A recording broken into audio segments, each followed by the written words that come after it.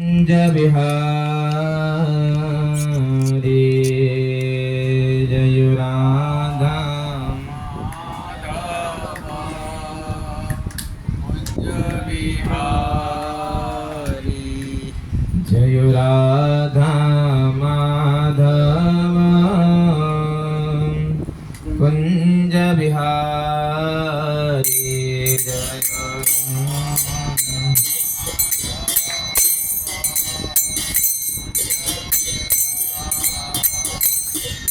जय गोपी जना वल्लभ गिरिवरधारी जय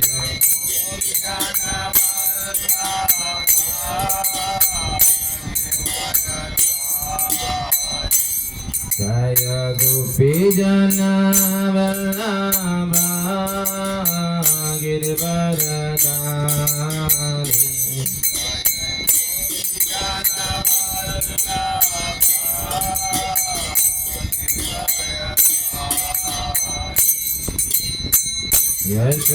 यशोदानंदन व्रज जनरंजन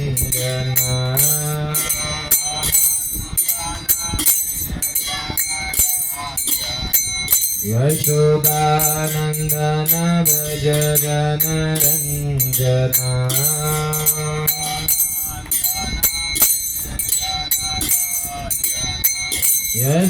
यशोदानंदन व्रज जनरंजन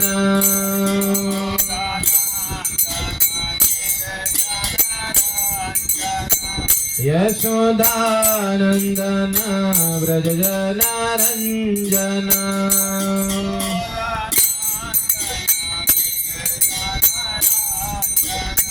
यमुना तीरा वनचारी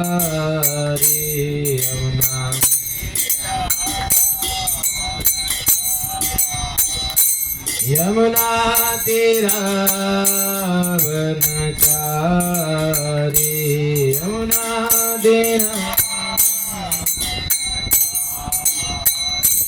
जय राधा माधव कुंज बिहारी जय राम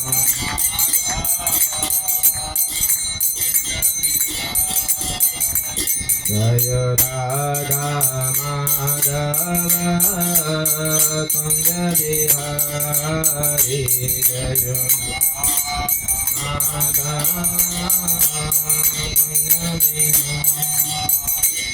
जय गोपी जना वल्लभ गिरिवरधारी जय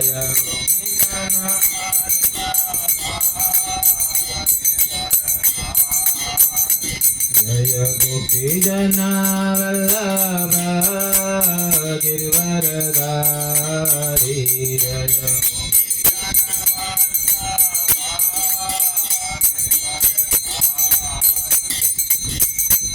यशोदानंदन व्रज जनरंजन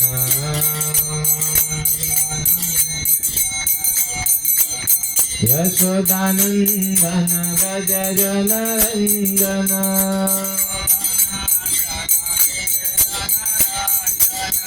यशोदानंदन व्रज जनरंजन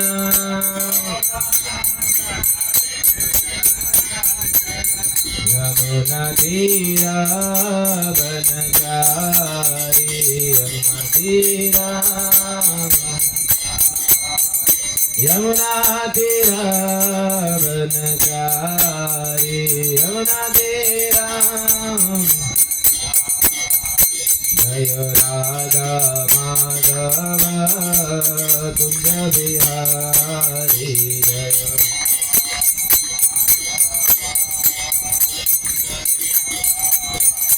हरे कृष्णा कृष्ण कृष्ण हरे हरे हरे राम राम राम हरे हरे हरे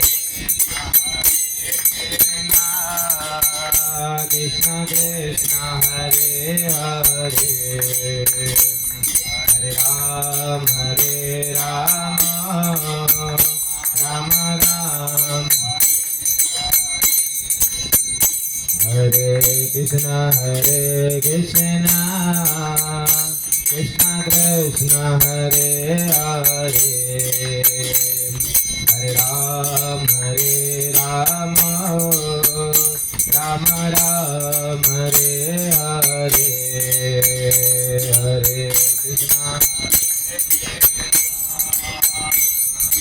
कृष्ण हरे हरे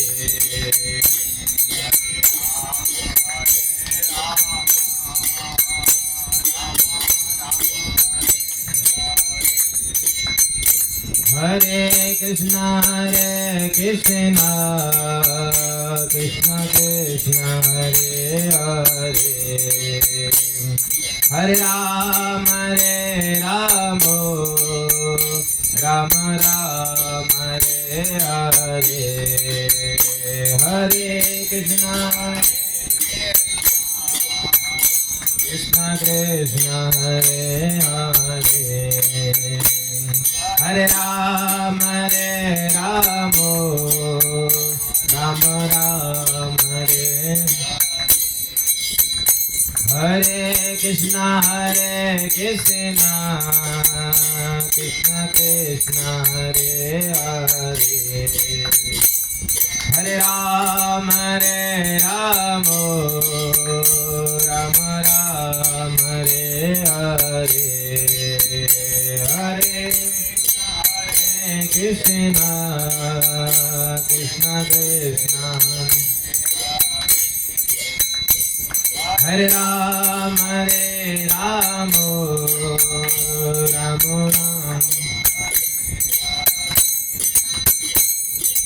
हरे कृष्ण कृष्ण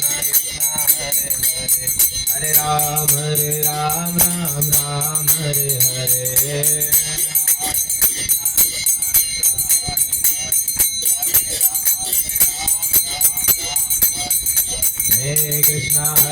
कृष्णा कृष्ण हरे हरे हरे राम राम हरे हरे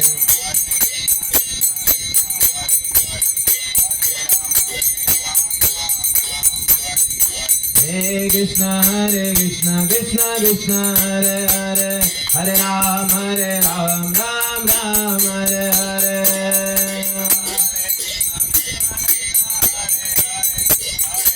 हरे कृष्णा कृष्ण हरे हरे हरे राम राम हरे हरे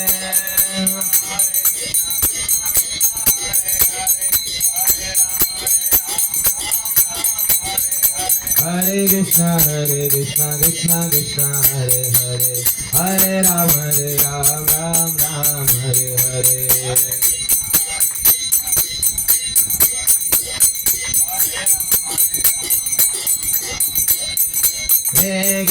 हरे कृष्णा कृष्ण हरे हरे हरे राम राम हरे हरे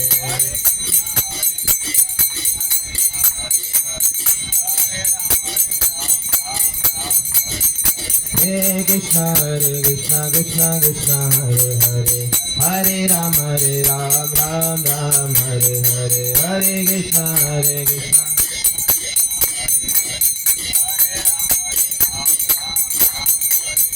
राधा माधव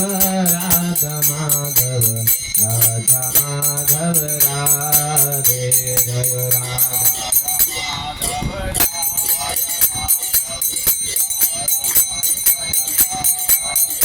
जय राधा जय राधा गोविंद राधे राधा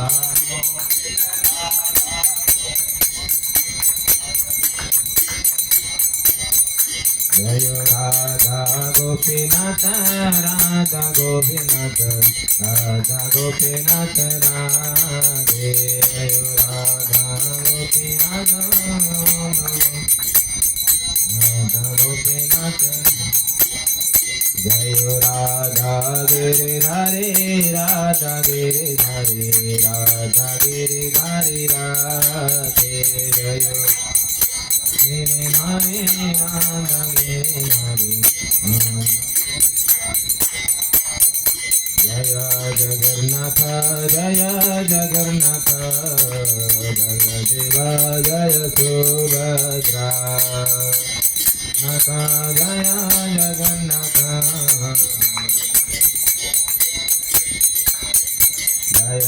जगन्नाथ जय जगन्नाथ बलदेव जय सुभद्रा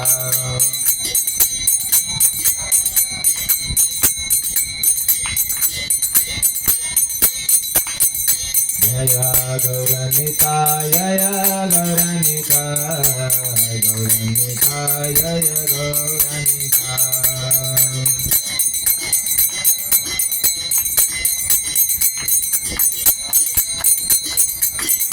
जय जय प्रभुपाद प्रभुपाद प्रभुपाद प्रभुपाद प्रभुपाद निताय गौर हरि बोल हरि बोल हरि बोल हरि बोल निताय गौर हरि बोल हरि बोल हरि बोल हरि बोल जय विष्णुपाद परमहंस प्रभुकाचार्य श्री श्री भक्तिवेदांत स्वामी शील प्रभुपाद की जय। जय श्री राधा माधव भगवान की जय। जय श्री जगन्नाथ बलदेव सुभद्रा महारानी की जय। जय श्री गौरनिताय की जय। शील प्रभुपाद की जय। निताय गौर प्रेमानंदे हरि हरि बोल। हाथ जोड़िए और कृपया मेरी बात दोहराइए सब लोग और आगे आ जाइए। इसके लिए छोड़ रहे हैं जगह।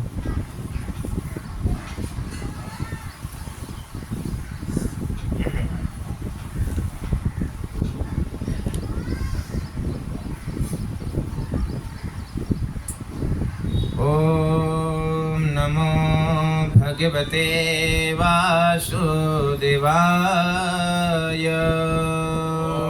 ओम नमो भगवते वासुदेवाय।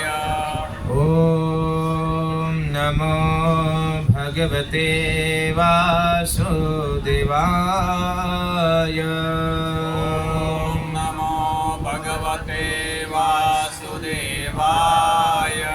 ओम नमो भगवते वासुदेवाय। ओम नमो भगवते वासुदेवाय। ओम ज्ञानतिमिरान्धस्य ज्ञानञ्जनशलाकया चक्षुरुन्मीलितं येन तस्मै श्रीगुरवे नमः। श्रीचैतन्यमनोभीष्टम् स्थापितं येन भूतले स्वयं रूप कदा मह्यम् ददाति स्वपदान्तिकम्। वन्देऽहं श्रीगुरो श्रीयुतपदकमलम् श्रीगुरुन् वैष्णवांश्च श्रीरूपं साग्रजातं सहगण रघुनाथान्वितं तं सजीवम् सावद्वैतं सावधूतं परिजन सहितं कृष्ण चैतन्य चैतन्यदेवम् चैतन्यदेवं श्रीराधा कृष्णपादान् राधाकृष्णपादा सहगणललिता श्रीविशाखानिदास्य नमो विष्णुपादाय पादाय कृष्णपृष्ठाय भूतले कृष्णाय भूतले श्रीमते भक्तिवेदान्त भक्तिवेदान्त स्वामिन् इति नामिने नामिने नमस्ते सारस्वती देवे सरस्वती देवे गौरवाणी प्रचारिणे वाणी प्रचारिणे निर्विशेष शून्यवादी शेषशून्यवादे पाश्चात देश तारिणे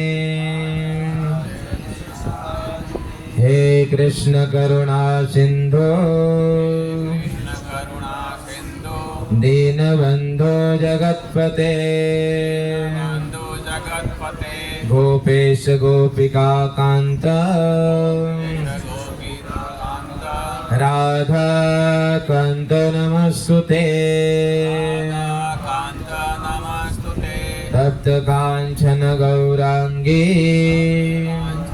गौरांगे राधे वृंदावनेश्वरी वृंदावनेश्वरी वृषभानुसुते देवी सुते देवी प्रणमामि हरिप्रिये हरिप्रिये वाञ्छाकल्पतरुभ्यश्च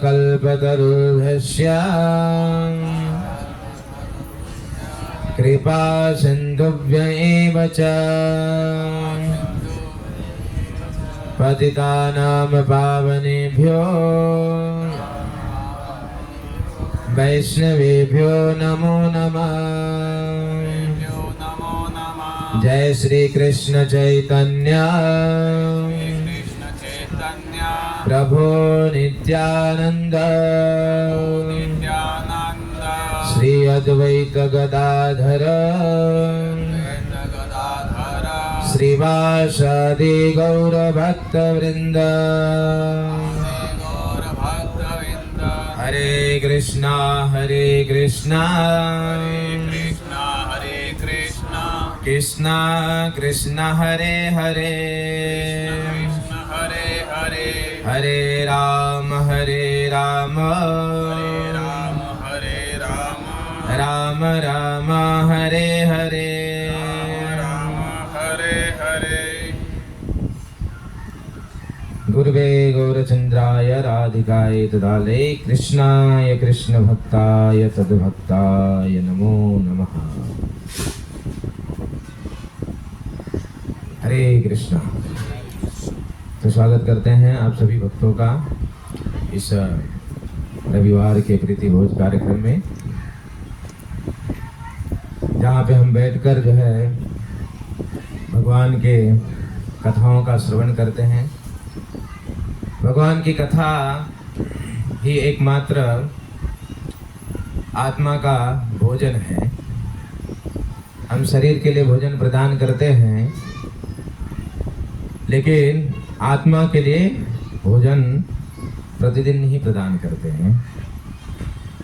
लेकिन जब तक हम इस आत्मा को भोजन नहीं प्रदान करेंगे, तब तक हमारे जीवन में कभी भी सुख नहीं आएगा। जीवन में व्यक्ति क्या ढूंढ रहा है? सुख ढूंढ रहा है ना। वो ढूंढ रहा है कि हमको कहाँ सुख मिले, आनंद। पूरा दिन रात इसके लिए तो मेहनत कर रहा है, सुखी होने के लिए। और मेहनत करते करते करते करते करते करते एक दिन चला जाता है, लेकिन वो सुख मिलता नहीं है व्यक्ति को। इसका मतलब जिसके मेहनत जो कर रहा था, सही जगह पे मेहनत नहीं कर रहा था, इसलिए तो सुख नहीं मिला। तो हम जैसे प्रतिदिन जो है शरीर को भोजन प्रदान करते हैं, वैसे ही हमको प्रतिदिन आत्मा को भी भोजन प्रदान करना चाहिए। हमारा दुर्भाग्य है कि हम शरीर को तो बिना भूले, दिन में 1 बार 2 बार 4 बार 5 बार भोजन देते हैं, लेकिन आत्मा को भोजन नहीं देते हैं। और जो हम हैं उसको ही भोजन नहीं दे रहे हैं। हम शरीर हैं कि आत्मा? तो ये प्रश्न किया जाए तो क्या होगा? अगर गीता पढ़े होंगे तो उसके अनुसार जो है हमको नॉलेज मिलता है ना गीता से, हम क्या है? आत्मा है। क्योंकि जो है जैसे कि हम शरीर नहीं, हम आत्मा हैं, तो हमारा अस्तित्व, हम जो हैं आत्मा, हम उस आत्मा को कभी ध्यान ही नहीं देते हैं। क्या करना है उसके लिए? दिन रात किसके लिए कार्य करते हैं? शरीर के लिए कार्य करते हैं, या शरीर के लोगों के लिए कार्य करते हैं, या शरीर से संबंध में जो लोग हैं उनके लिए कार्य करते हैं, लेकिन जो हैं उसके लिए ध्यान नहीं देते हैं। तो जिस दिन से हमारा जो स्वरूप है, हम आत्मा हैं, जिस दिन से उसको ध्यान देना प्रारंभ कर देंगे, उसी दिन से हम क्या होगा? हमारे जीवन में सुख आना प्रारंभ होगा, या हम सुखी होना चालू हो जाएंगे। वैसे इस संसार में आप कितना भी मेहनत करो, लोग दिन रात मेहनत करते हैं, शरीर के लिए मेहनत करते हैं, लेकिन कितना भी मेहनत करो लेकिन सुख प्राप्त होने वाला नहीं है। क्योंकि संसार को बनाने वाले, कहते हैं ना दुनिया बनाने वाला कौन है? भगवान है। तो दुनिया जिसने बनाया, उसने इस दुनिया के ऊपर या इस संसार के ऊपर एक मोहर मार दिया है। क्या मोहर मारा है? दुखालयम अशाश्वतम। दुनिया बनाने वाले ने दुनिया के ऊपर एक मोहर मार दिया है बनाते वक्त। क्या? दुखालयम शाश्वतम, गीता का श्लोक है। गीता में भगवान कहते हैं कि संसार जो है दुखों का आलय है, यहाँ पे केवल और केवल क्या मिलेगा? दुख मिलेगा। और हम ढूंढ क्या रहे? सुख ढूंढ रहे हैं। एकदम उल्टी गिनते हम गिनते हैं। जिसने संसार को बनाया उसने कहा कि यहाँ पे केवल दुख है, और हम क्या कर रहे हैं? यहाँ पे सुख ढूंढने का प्रयास कर रहे हैं। मिलेगा? नहीं मिलेगा। तो इस संसार में अब कितना भी प्रयास कर लो, कितना भी प्रयास करो सुखी होने के लिए, लेकिन सुख प्राप्त होने वाला नहीं है। इसलिए बुद्धिमान मनुष्य जो होता है वो अपने इस मनुष्य जीवन का जो उद्देश्य उसको समझ जाता है। भगवान ने गीता इसलिए तो प्रदान किया कि अपने मनुष्य जीवन क्या करना है, वो गीता में भगवान ने बता दिया। गीता जो है क्या है? भगवान ने जो प्रदान किया क्या है? हाँ, मनुष्य जीवन को कैसे चलाना है उसका मैनुअल बुक है गीता। अगर हम गीता के अनुसार अपना जीवन यापन करते हैं तो क्या होगा? सुखी रहेंगे। गीता के अनुसार अपना जीवन यापन नहीं करते हैं तो इस संसार में दुख के अलावा कुछ मिलने वाला नहीं है। इसलिए इस संसार में केवल दुख ही दुख है। अगर हम वास्तविक रूप में इस संसार के दुख से बचना चाहते हैं तो बस तो कोई नहीं सकता है, देखिए। लेकिन फिर भी अगर हम बचना चाहते हैं तो एक उपाय है। क्या उपाय है? हम भगवान की शरणागति को स्वीकार करें। जब हम भगवान की शरणागति को स्वीकार करेंगे तो क्या दुख चला जाएगा इस संसार का? नहीं चला जाएगा, क्योंकि भगवान ने मोहर मारा है, दुखालयम शाश्वतम। अगर हम भगवान की शरणागति को स्वीकार करते हैं तो इस संसार का दुख चला नहीं जाएगा, लेकिन संसार के दुख को मैनेज करने का, सहन करने का शक्ति भगवान प्रदान करेंगे। अंतर इतना है बस। जैसे उदाहरण के रूप में बारिश का समय है, अभी मान लीजिए बाहर बारिश हो रहा है, दो व्यक्ति को इस जो है मंडप से या इस मंदिर के प्रांगण से बाहर निकलना है। दो व्यक्ति बाहर निकल रहे हैं। अभी दोनों के लिए बारिश तो दोनों के लिए है, ऐसा तो हम बोल नहीं सकते एक व्यक्ति के लिए बारिश है एक व्यक्ति के लिए बारिश नहीं है, है ना? दोनों के लिए बारिश है। दोनों बाहर निकले, लेकिन एक के पास छाता है और दूसरे के पास छाता नहीं है। ध्यान से सुनिएगा इसको। एक के पास, दो बाहर निकले, एक के पास छाता है दूसरे के पास छाता नहीं है। अब बारिश दोनों के लिए हो रहा है, लेकिन एक बारिश के दुख का अनुभूति करेगा और दूसरा नहीं करेगा। क्यों नहीं करेगा? क्योंकि उसके पास छाता है। दुख दोनों के लिए हो रहा है। इस संसार में दुख है, चाहे वो भक्त है चाहे अभक्त है, चाहे कर्मी है ज्ञानी है, सभी के लिए दुख है।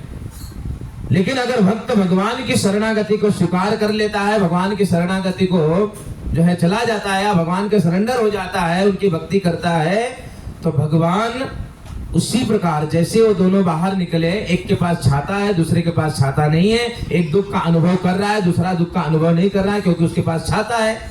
इसी प्रकार जब हम भगवान की शरणागति को स्वीकार करते हैं तो वो दुख उस छत्र के समान है और हमको उस दुख का अनुभव नहीं होने देता है। ये भगवान की शरणागति को जब स्वीकार करते हैं तो हमको लाभ प्राप्त होता है।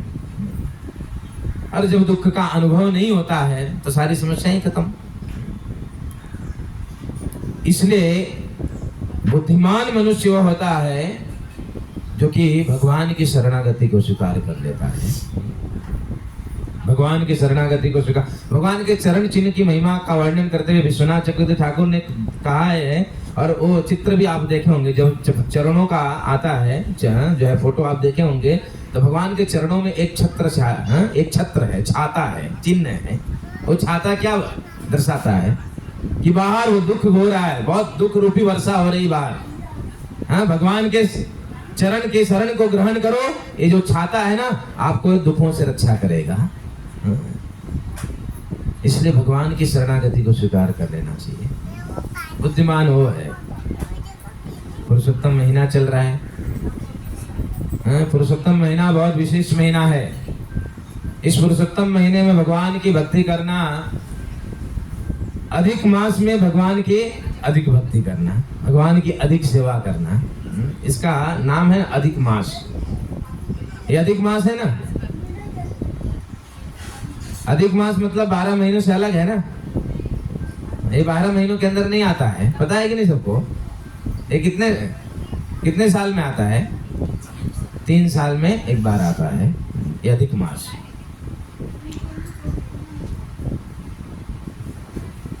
ये 3 साल में एक बार कैसे आता है? ये हर साल क्यों नहीं आता है? पता है? 3 साल में एक बार ये अधिक मास आता है, हर साल क्यों नहीं आता है? और ये 12 महीनों से अलग 13वां महीना है। अगर ये 13वां महीना होना तो हर साल क्यों नहीं आता है? हमारा जो वैदिक काल गणना है वह सूर्य और चंद्र की गति के ऊपर डिपेंड करता है। वैदिक काल चक्र की जो गणना है, समय की गति जो है कैसे चलता है? सूर्य और चंद्रमा की गति से वो चलता है। तो सूर्य की और चंद्र की गति में थोड़ा अंतर होता है। सूर्य की गति थोड़ा तेज होती है और चंद्र की गति थोड़ा स्लो होती है। और सूर्य की गति तेज होने के कारण प्रत्येक हर साल में सूर्य चंद्रमा से 11 दिन आगे चला जाता है। समझ में आ रहा है? सूर्य की गति तेज होने के कारण हर साल सूर्य चंद्रमा से 11 दिन आगे चला जाता है। तो प्रत्येक साल में 11 दिन, फिर दूसरे साल में फिर से 11 दिन और तीसरे साल में फिर से 11 दिन। कितना हो गया? 1 महीना हो गया। तो इस काल गणना को, जो सूर्य और चंद्र की काल चक्र को वापस रीसेट करने के लिए, रीसेट मतलब समझते हैं ना, कभी मोबाइल हैंग हो गया तो उसको रीसेट मारते हैं ना तो ठीक हो जाता है कि नहीं? तो सूर्य और चंद्र के काल चक्र को वापस रीसेट करने के लिए एक एक्स्ट्रा मंथ आता है जिसको अधिक मास कहा गया है। हम इस समय जो कैलेंडर फॉलो करते हैं वो विदेशी कैलेंडर फॉलो करते हैं, इसलिए जो है हमको पता नहीं चलता है, क्योंकि विदेशी कैलेंडर जनवरी, फरवरी, मार्च, अप्रैल, मई, जून, जुलाई, ये विदेशी कैलेंडर है। लेकिन हमारे वैदिक काल चक्र की गणना से अगर हम चलते हैं तो ये 1 महीना पूरा का पूरा छुट्टी मिलता, कोई काम धंधा नहीं। अगर हम विदेशी कैलेंडर को फॉलो नहीं करते ना, वैदिक काल चक्र की गणना को पूरा सब जगह फॉलो होता, तो आपके ऑफिस, कंपनी सब कुछ 1 महीने के लिए छुट्टी होता, क्योंकि 12 हम तो कमिट किए हैं 12 महीनों के लिए ना। हम बधे हैं ऑफिस 12 महीनों के लिए, 13वें महीने के लिए तो नहीं बधे हैं। तो 13वां महीना क्या होता है? पूरा का पूरा छुट्टी मिलता। लेकिन हम विदेशी कैलेंडर फॉलो कर रहे हैं। तो ये अधिक मास एक्चुअल में, ये तो काल चक्र की गणना को मैं बताया, लेकिन अधिक मास मनुष्यों के लिए भगवान ने एक बहुत बड़ा गिफ्ट दिया है। क्योंकि भक्तगण जाते हैं, बोलते हैं भगवान की भक्ति करो, सेवा करो, मंदिर आओ, संडे प्रोग्राम होता है, सुंदर प्रसादम बनता है, प्रसाद खाने को मिलता है, इस प्रकार से बड़ा एडवर्टाइजमेंट होता है। लेकिन फिर व्यक्ति क्या बोलता है? अरे अरे मेरे को तो बहुत काम है, ऑफिस है, ये काम है, अब तो संडे को भी 2 घंटा जाना पड़ता है, बहुत जिम्मेदारी हो गया है कंपनी में। अनेक प्रकार के जो भक्ति, भगवान की सेवा भक्ति करना होता है, तो अनेक प्रकार का व्यक्ति क्या करता है? एक्सक्यूज देता है। तो भगवान ने कहा कि हे संसार की, जो भगवान प्रेम करते हैं ना, आज वास्तव में तो भगवान के ही हम संतान हैं, हम चाहते हैं कि वो व्यक्ति दुखी न रहे, सुखी हो जाए। तो भगवान ने कहा कि चलो 12 महीने तुम कमिटेड हो ना, तुमको 1 महीना गिफ्ट के रूप में देता हूँ, ताकि छुट्टी हो जाए और पूरा 3 साल में एक बार ये मिलेगा, और उसमें खूब भजन भक्ति करो, खूब सेवा करो, अधिक नाम जप करो, अधिक कीर्तन करो, अधिक सेवा करो, हा? और क्या करो? मुझे प्राप्त करो। तो भगवान ने क्या किया? मानव समाज के लिए एक बहुत बड़ा गिफ्ट दिया। ये अधिक मास जो है, अगर भगवान के द्वारा जो है ये मनुष्यों को गिफ्ट दिया गया है। और वैसे वैदिक काल चक्र की गणना से, इस प्रकार जो मैं गणना बताया, जिस प्रकार से है, सूर्य और चंद्र की गति के अंतराल के कारण वापस रिसेट करने के लिए क्या होता है? ये अधिक मास आता है। बोले कि सूर्य चंद्र की गति इस प्रकार का स्लो और तेज कैसा होता है? भगवान कृष्ण कौन से वंश में जन्म लिए? चंद्रवंश में। और भगवान राम सूर्यवंश में। कृष्ण चंद्र वंश में जन्म लिए और राम सूर्यवंश में जन्म लिए। अब इन दोनों को थोड़ा, इन दोनों के विषय में सोचो, कृष्ण और राम के विषय में सोचो, थोड़ा सा विचार करो कृष्ण और राम के विषय में। वैसे है दोनों एक ही, दोनों में कोई अंतर है? कृष्ण और राम में कोई अंतर है? कोई अंतर नहीं है।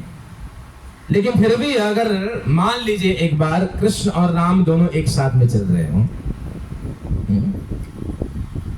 तो राम को कहा गया है कि वो सीधे ठाकुर है, मर्यादा पुरुषोत्तम भगवान है ना। राम का, अगर राम दरबार का दर्शन करेंगे तो भगवान राम हमेशा एकदम सीधे खड़े रहते हैं, लेकिन कृष्ण टेढ़े ठाकुर है, तो कभी सीधे खड़े ही नहीं होते। कहीं पे भी सीधा आपने कृष्ण का अपना तो फोटो देखा होगा, ना तो विग्रह देखा होगा, देखिएगा कभी।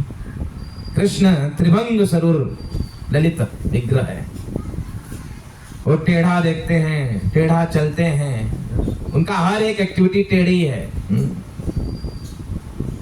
राम का जन्म भी दिन में हुआ, लेकिन कृष्ण का जन्म रात्रि के समय हुआ। उनकी हर एक्टिविटी उनकी टेढ़ी है, वो टेढ़े ही चलते हैं। जगन्नाथ जी जब अपने वेदी से निकलकर रथ पे बैठते हैं तो सीधे सीधे बैठते हैं? कथा गानम नाट्यम गगनम भी, हाँ, वो पहंडी करते हुए, हाँ, टेढ़े में, हाँ, बहुत कम दूरी रहता है, लेकिन उसको, उस दूरी को पूरा करने के लिए बहुत टाइम लगाते हैं। सही कृष्ण, सही जगन्नाथ, हाँ, कृष्ण ही जगन्नाथ है। अब कृष्ण सूर्यवंशी, कृष्ण चंद्रवंशी है, लेकिन टेढ़े ठाकुर होने के नाते एक यहाँ से वहां तक उनकी दूरी तय करने में, क्योंकि वो बहुत सारे हैं, हाँ, इधर देखेंगे, उधर देखेंगे, ऐसा चलेंगे, वैसा चलेंगे, सभी रसिक शेखर, सभी रसों के भोक्ता है, इसलिए उनको वहां पहुंचने में बहुत टाइम लगता है। लेकिन राम सीधे ठाकुर है, हाँ, उनकी गति, हाँ, वो चलेंगे तो कैसा ऑटोमेटिक देखेंगे कि जल्दी, वो कृष्ण से जल्दी पहुंच जाएंगे। दोनों एक ही है, लेकिन गति में अंतर हो जाता है। एक मर्यादा पुरुषोत्तम भगवान है, एक दूसरा लीला पुरुषोत्तम भगवान, वो लीला करते हुए चलता है। है दोनों एक, क्या अंतर है? राम कृष्ण दोनों एक है, राम कृष्ण दोनों एक है, अंतर केवल विशेष। राम कृष्ण दोनों एक है, अंतर केवल विशेष। राम के नेत्र गंभीर हैं, कृष्ण के नेत्र चपल। राम के नेत्र गंभीर हैं, कृष्ण के नेत्र चपल। अंतर बस यही है, राम कृष्ण दोनों एक है, अंतर केवल विशेष। केवल विशेष एक अंतर है। क्या अंतर है? राम के नेत्र गंभीर हैं, और कृष्ण के चपल हैं। वो सीधे ठाकुर नहीं है, लेकिन एक आचार्य कहते हैं, ब्रज के संत कहते हैं कि भगवान कृष्ण का हर एक एक्टिविटी टेढ़ी है। उनका चलना टेढ़ा, गाना टेढ़ा, बोलना टेढ़ा, देखना भी टेढ़ा। उनको देखना इधर है, लेकिन देखेंगे इधर, और उधर से फिर तिरछी नजर मारेंगे उधर। और उनके संबंध में जितने भी लोग वृंदावन संपर्क में है ना, वृंदावन की गलियां भी टेढ़ी है। कोई सीधी नहीं, बेचारे भक्तगण भटक जाते हैं। कितने सालों से जा रहे हैं, फिर भी वृंदावन की गलियों में भटक जाते हैं, टेढ़ी नहीं है संबंध में। उनके संबंध में यमुना जी वो भी टेढ़ी। तो कृष्ण टेढ़े ठाकुर होने के कारण उनकी गति जो है, एक स्थान से उस स्थान तक दूरी तय करने में टाइम लगता है। तो चंद्रवंशी है। तो ऐसे ही चंद्रमा और सूर्य का गति को मैं बताते हुए बताया आपको केवल एक उदाहरण के रूप में, किस प्रकार से गति में जब अंतर होता है तो उसको वापस रिसेट करने के लिए क्या होता है? अधिक मास आता है। तो अधिक मास में हमको भगवान के अधिक, कुछ लोग इसको कहते हैं मलमास। मलमास था जब इस मंथ को, 13वां जो मंथ है, इसको सभी मंथों ने त्याग दिया, तब इसका नाम था मलमास। एक समय की बात है कि 12 महीने एक साथ में बैठे हुए थे, और 12 महीनों ने क्या किया कि सब लोग अपनी अपनी महिमा को बता रहे थे कि हमारे मंथ में तो राम का, चैत्र मंथ अपने का वर्णन कर रहा है कि मेरे में तो राम का जन्म हुआ। श्रावण ने कहा मेरे में कृष्ण का जन्म हुआ। कार्तिक ने कहा कि मेरे में तो भगवान की अनंत लीलाएं हुई है। सब लोग अपनी अपनी महिमा का गान कर रहे थे। जब अधिक मास का है, सबने पूछा कि तुम्हारी क्या महिमा है?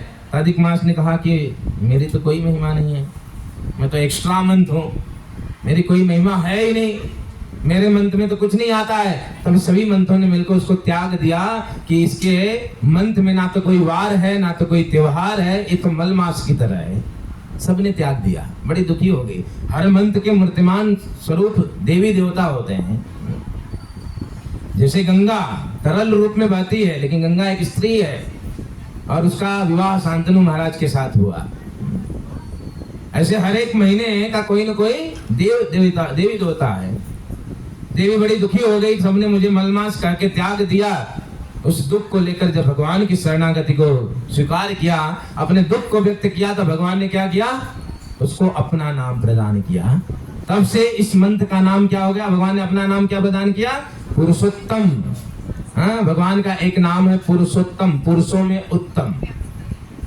भगवान ने स्वयं का नाम दिया, बोला आज से तुम मेरे नाम से जाने जाओगे और तुम्हारा बहुत महिमा होगा। तुम सभी महीनों, ये 12 महीनों से श्रेष्ठ महीना माना जाओगे, चिंता मत करो। तुम अपना नाम प्रदान किया, अपना धाम प्रदान किया। भगवान ने गोलोक धाम प्रदान किया। इसलिए पुरुषोत्तम मंथ की बड़ी महिमा है, क्योंकि इस महीने में भगवान पुरुषोत्तम की पूजा करना, भगवान पुरुषोत्तम को उस गीता के 15वें अध्याय का पाठ करना, जिसका नाम है पुरुषोत्तम योग। जो कोई इन व्रतों का पालन करता है, भगवान उसको गोलोक धाम प्रदान करते हैं, क्योंकि इस पुरुषोत्तम मंत्र को भगवान ने अपना धाम प्रदान किया और भगवान ने अपना नाम प्रदान किया। तो मलमास तो था कि इस महीने में कोई शुभ कार्य नहीं होते हैं, वो था पहले, लेकिन भगवान ने जब से स्वीकार कर लिया तब से मलमास नहीं रह गया। तब से सभी मंत्र में उत्तम, सभी मंत्र में उत्तम हो गया, क्योंकि भगवान ने स्वयं अपना नाम प्रदान कर दिया। तो इसलिए इस मंत्र की देखिए बड़ी महिमा है। इस मंथ में अधिक हमको बहुत पसंद है ना, अधिक पसंद है सबको।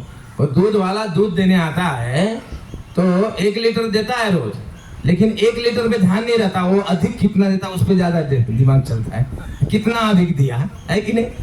अनुभव किया है कभी? बाय डिफॉल्ट दिमाग जाता है कि और कितना वो अधिक कितना देता है, गोलगप्पे के दुकान में गोलगप्पा खाने जाते हैं तो जितना दे रहा हो खाते हैं, लेकिन अंत में क्या रहता है?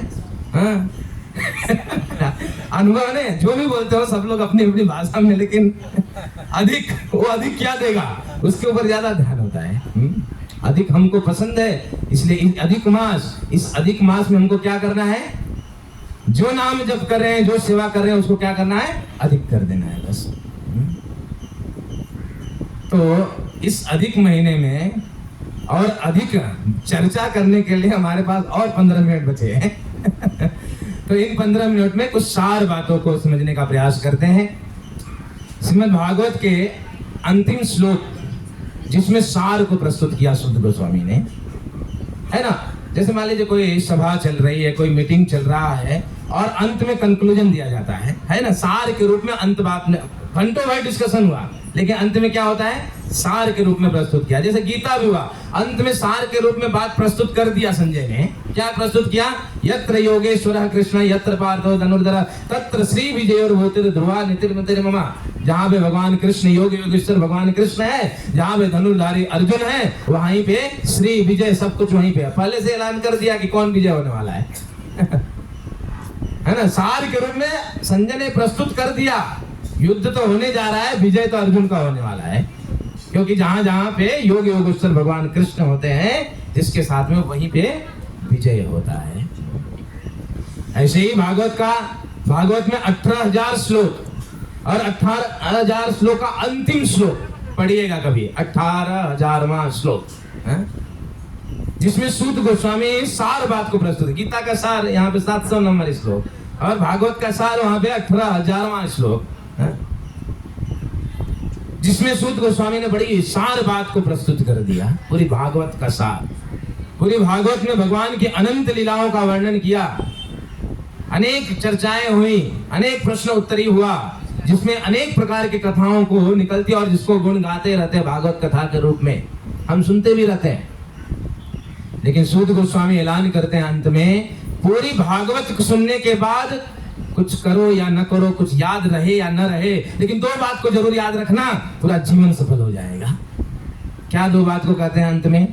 नाम संकीर्तनम यस्य सर्व पाप प्रणाशनम प्रणामो दुःखाशमनम तम नमामि हरि परम। क्या कहते हैं?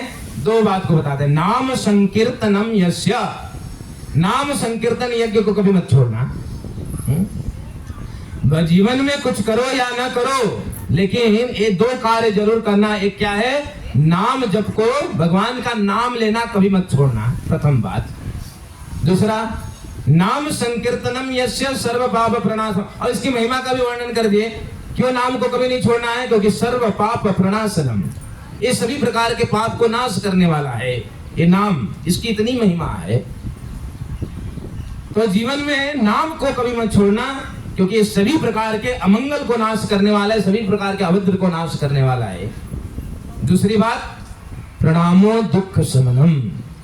एक तो भगवान का नाम लेना कभी मत छोड़ना, दूसरा भगवान को प्रणाम करना कभी मत छोड़ना। ये 2 कार्य अगर जीवन में कोई प्रतिदिन किया तो उसका मनुष्य जीवन सफल हो जाएगा। ये है भागवत का सार के रूप में सूत गोस्वामी प्रस्तुत किया। क्योंकि नाम की इस कलयुग में तो विशेष, भगवान तो नाम के रूप में आया ना, कली काले नाम रूपे कृष्ण अवतार, बड़ी बातें हैं ये सब नाम की महिमा को लेकर। तो कौन से नाम का जप करना चाहिए? वेदव्यास ऋषि बड़ा सुंदर बात को पद्म पुराण के अंदर लिखते हैं कि कौन से इस कलयुग में कौन से नाम का जप करना चाहिए। तो वेदव्यास ऋषि कहते हैं, 32 अक्षरम मंत्र नाम षोडश कान्वितम प्रजपन वैष्णवम नित्यम राधा कृष्ण परम लभे। वेदव्यास जी कहते हैं कि कौन से नाम शुद्ध गोस्वामी कहते हैं ना, नाम को मत लेना कभी बोलना। कौन सा नाम? तो वेदव्यास ऋषि कहते हैं श्लोक द्वा 30 अक्षरम मंत्र। द्वा मतलब 2, 30 मतलब 30। तो 30 और 2 मिला के कितना हुआ? 32। द्वा 30 अक्षरम मंत्र, 32 अक्षर वाला मंत्र, इसको प्रतिदिन लेना है। जिसमें 32 अक्षर हो और नाम कितना हो? तो कहते हैं नाम षोडश कान्वितम, जिसमें 32 अक्षर और 16 नाम हो। जिसमें 32 अक्षर और 16 नाम हो और प्रतिदिन उस मंत्र को प्रजपन वैष्णवम नित्यम, उसको वैष्णवगण प्रतिदिन उसको प्रजपन मतलब विशेष रूप से उसको जप करते हो, माला के ऊपर जप करते हो। ऐसे नाम को कभी लेना मत छोड़ना। ऐसे नाम को जो कोई प्रतिदिन लेता है तो राधा कृष्ण लभम परम ब्रजे, राधा कृष्ण को प्राप्त कर जाता है, भगवान को प्राप्त कर जाता है। 32 अक्षर 16 नाम वाला कौन सा मंत्र है? हरे कृष्णा कृष्णा कृष्णा हरे हरे, हरे राम राम राम हरे हरे, है ना। इसमें 32 अक्षर है और 16 नाम है। गिन लीजिएगा कभी। ये वेदव्यास ऋषि के शब्द है कि कौन से मंत्र का जप करना है। ये मेरे शब्द नहीं है, मैं श्लोक भी बता दिया इसलिए। 32 अक्षरम मंत्र, नाम षोडश कान्वितम, प्रजपन वैष्णवम नित्यम, राधा कृष्ण लभ परम लभे। वेदव्यास जी ने कहा इस मंत्र का जप करना है। तो शुद्ध गोस्वामी क्या कहते हैं कि नाम संकीर्तनम यस्य सर्व पाप प्रणाशनम। ये नाम संकीर्तन को जीवन में कभी भी नहीं छोड़ना है, प्रतिदिन इसको करना है कार्य। जीवन में सबसे परम धन है तो क्या है बताए? ये नाम रूपी जो धन है सबसे परम धन है। लेकिन हम क्या मान चुके हैं जीवन में? परम धन क्या है? सोना चांदी पैसा बैंक बैलेंस, ये सब हम परम धन मानते हैं। गलत। रावण को लंका किसने प्रदान किया? शिव जी ने प्रदान किया। कैसी लंका प्रदान किया? सोने की लंका प्रदान किया। सोने की लंका देने वाला व्यक्ति खुद के लिए कभी कुटिया नहीं बनाया? कभी इसके ऊपर विचार किया? कभी थोड़ा से बैठ के विचार करिए कि सोने की लंका प्रदान किया रावण को, इतना बड़ा ऐश्वर्य प्रदान कर दिया शिव जी ने, अपने लिए आज तक कुटिया क्यों नहीं बनाया? एक पेड़ के नीचे बैठकर नाम जप करते हैं। शिव जी एक पेड़ के नीचे बैठकर क्या करते हैं? राम का नाम का जप करते हैं ना। कभी अपने लिए घर बनाया नहीं, कभी बंगलो नहीं बना। अब जिसके पास पैसा होता है सबसे पहले क्या करता है? दान देता है कि पहले अपना घर बंगलो बनाता है, फ्लैट खरीदता है, पहले वो करता है?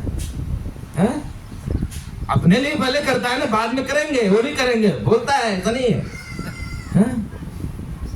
लेकिन शिव जी ने आज तक नहीं किया। कभी इसके ऊपर विचार किया? क्योंकि शिव जी को मालूम है सोना पैसा धन रुपया ये सब परम धन नहीं है। परम धन तो भगवान राम का नाम है, इसलिए उस धन को कभी नहीं छोड़ते हैं। और यही बात चैतन्य महाप्रभु सनातन गोस्वामी पाद को किए। आज से 500 वर्ष पूर्व चैतन्य महाप्रभु, कृष्ण ही स्वयं चैतन्य महाप्रभु बनकर जब आए, हमको यही धन वितरण किए, ये नाम का धन वितरण किए ना चैतन्य महाप्रभु सनातन गोस्वामी को। हमारे 6 गोस्वामी से एक गोस्वामी है सनातन गोस्वामी पाद। सनातन गोस्वामी को शिक्षा देते हुए सनातन शिक्षा में बनारस में काशी के दशाश्वमेध घाट पे चैतन्य महाप्रभु ने सनातन गोस्वामी को काशी के दशाश्वमेध घाट गंगा का तट पे उन्होंने शिक्षा दिया, जो कि सनातन शिक्षा के रूप में विख्यात है। चैतन्य महाप्रभु सनातन गोस्वामी पाद को शिक्षा देते हुए कहते हैं कि सबसे परम धन जो है, रतन धन क्या है? तो चैतन्य महाप्रभु सनातन गोस्वामी को कहते हैं, प्रभु कहे सनातन, हे सनातन, प्रभु कहे सनातन, कृष्णेरा रतन धन। प्रभु कहे सनातन, कृष्णेरा रतन धन। अनेक जतन जोड़ायो। प्रभु कहे सनातन, हे सनातन, कृष्णेर रतन धन, इस संसार में अगर रतन धन है कोई तो क्या है, वो कृष्ण रूपी, कृष्ण का नाम ही सबसे रतन धन है। और हम इस धन को छोड़कर संसार के धन के पीछे पागल रहते हैं। जो धन भागवत का 11वां स्कंद में पढ़िएगा, जिसमें कहा गया है इस संसार के धन को इकट्ठा करने का प्रयास करोगे, जरूरत से ज्यादा जब धन हमारे पास आता है तो 15 प्रकार के क्लेश को लेकर आता है। जीवन भर हम सोचते हैं कि पैसा पैसा मिलने से सब कुछ हो जाएगा, और जीवन भर मेहनत करते हैं, गधे की तरह मेहनत करते हैं और पैसा इकट्ठा करते हैं, और पैसा, जिसके पास पैसा इकट्ठा हो गया उसको जाकर पूछिए सुखी हो गया हो, उसके पास तो और समस्या बढ़ गई। क्यों? क्योंकि जरूरत से ज्यादा जो धन है 15 प्रकार के क्लेश को लेकर आता है। भागवत पुष्टि करता है 11वां स्कंद, पढ़िएगा कभी। इसलिए जितना जरूरत है बच्चों को पकड़िए। किनके बच्चे? हरे कृष्णा कृष्णा कृष्णा हरे हरे, हरे राम राम राम हरे हरे। जरूरत से ज्यादा संपत्ति जो है व्यक्ति के जीवन में 15 प्रकार के क्लेश को लेकर आते हैं, क्लेश को लेकर आते हैं। इसलिए धन आने से हमको सुख मिल जाएगा, ये कभी सोचिएगा मत, कभी मत सोचिएगा। यहाँ पे चैतन्य महाप्रभु क्या कहते हैं कि सनातन सबसे परम धन है, वो कृष्ण रूपी धन है, कृष्ण रूपी धन है। चलिए एक कथा सुनाता हूँ। टाइम हो गया है? 15 मिनट 20 मिनट है। चलिए ठीक है, टाइम दे के रखेगा, क्योंकि पता नहीं मैं प्रवाह में बहुत इधर उधर बह जाता हूँ। जो है हमारा कथा हम करते रहते थे 3-3 4-4 घंटा तो ऐसे ही निकल जाता है। इसलिए थोड़ा टाइम का जहाँ बाउंडेशन होता है, बार बार मेरा नजर घड़ी के ऊपर जाता है, कहीं उल्टा ना हो जाए। आप लोग का प्रसादम का टाइम होगा तो फिर हम लोग फिर लेने के देने पड़ जाता है ना, फिर श्राप मिल जाता है। हम तो कुछ देने आए थे लेकिन पता चला कि लेके कुछ गए, वो भी श्राप लेकर गए। सबसे परम धन है वो कृष्ण रूपी धन है। एक व्यक्ति था, ये शिव जी का, शिव जी की बात चलेगा। शिव जी का भक्त था, परम भक्त था शिव जी का। इस संसार में शिव जी के भक्त बहुत हो रहे, अब मैं भी वाले शिव जी का भक्त, अभी भी हूँ शिव जी का भक्त, ऐसा नहीं कि नहीं हूँ, लेकिन शिव जी की कृपा से कृष्ण की भक्ति प्राप्त हुआ है। तो शिव जी का भक्त था, उस संसार से बड़ा परेशान था। रोज उठो सुबह सुबह, उठ के कहाँ जाओ, ऑफिस जाओ, नौकरी करो, पूरा दिन नौकरी करते हैं, शाम को वापस आते हैं, खाते पीते हैं, फिर से सोते हैं, फिर से सुबह उठ के वही कार्य, दिन रात केवल किसके चक्कर में? पैसे के चक्कर में दिन रात गधे की तरह मेहनत कर रहे हैं। तो उसने बड़ा सीरियसली तपस्या किया शिव जी को प्रसन्न करने के लिए। अब तो ये आशुतोष है ना, भोले हैं ना, जल्दी प्रसन्न हो जाते हैं, शिव जी जल्दी प्रसन्न हो जाते हैं, इसलिए तो उनका नाम बड़ा भोलेनाथ आशुतोष है। उसने सोचा कि शिव जी का भक्ति करूंगा, उनको प्रसन्न करूंगा, उनको प्राप्त करके उनसे जो है निवेदन करूंगा कि मुझे पारस मणि दे दो। पारस मणि क्या होता है?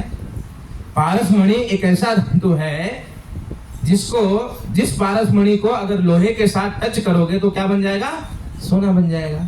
तो इसने सोचा अगर शिव जी प्रसन्न हो गए, उनसे पारस मणि मांगूंगा, और पारस मणि जब मिल जाएगा तो भंगार के दुकान पे जाऊंगा, भंगार खरीदूंगा, उसको छुआऊंगा, सोना बनाऊंगा, फिर तो कमी ही नहीं, फिर तो काम धंधा नौकरी करने की कोई जरूरत नहीं ना। फिर अच्छा दिमाग लगाया, दमन वाला था, दिमाग अच्छा लगाया।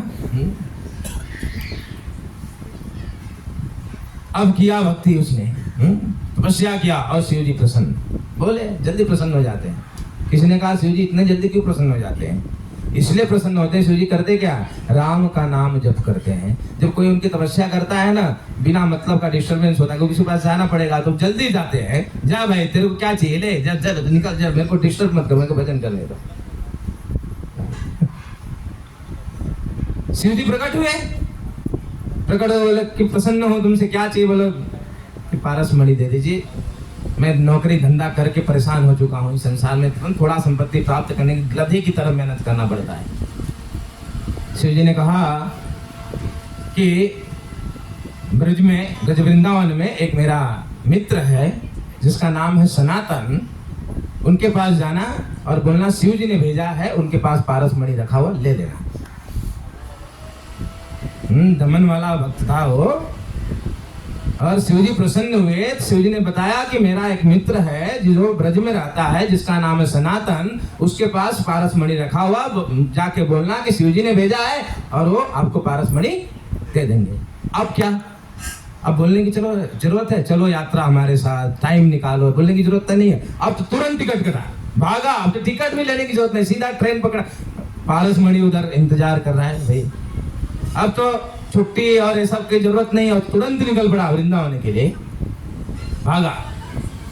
वृंदावन जाकर जिसे शिव जी ने बताया था, जाकर हाँ जो है सनातन गोस्वामी की कुटिया में, और जैसे गया, जो एड्रेस दिया था शिव जी ने, जब उस एड्रेस पे गया तो पहले तो सोचने लगा कि ये व्यक्ति के पास पारस मणि होगा। अब जिसके पास पारस मणि तो पहले अपना बंगलो बनाएगा, नहीं तो कुटिया में रह रहा है, कुटिया भी ढंग से नहीं है, इसके पास पारस मणि। पहले तो सोच में हाँ जो है सोच के तो बड़े से थोड़ा डगमगाया कि सही स्थान पे एड्रेस गलत तो नहीं हो गया ना जी, लेकिन तुरंत ही आ जाए, नहीं शिवजी ने भेजा है, गलत नहीं हो सकता है। विश्वास था शिवजी के ऊपर, शिवजी ने भेजा है। गया, प्रणाम किया, बोला शिवजी ने भेजा है। तो सुना तो पता है मुझे, आपके पास पारस मणि है? बोला है प्रभु, दे दीजिए महाराज, दे दीजिए, पारस मणि लेने आए।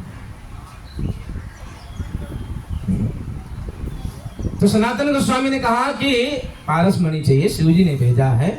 ये सामने जो है डस्टबिन दिख रहा है ना, जाओ वो कचड़े के डब्बे में रखा हुआ है, उधर कचड़े के डब्बे में है, जाके ले लो। बड़े आदमी का कचड़ा भी बहुत बहुत काम का होता है, बड़े आदमी का कचड़ा। गया व्यक्ति, पहले तो सोच रहा था कि पारस मणि, इतना बड़ा धन जो है कचड़े के डब्बे में रखा है, लेकिन ठीक है जो भी है, उसको तो पारस मणि से मतलब था।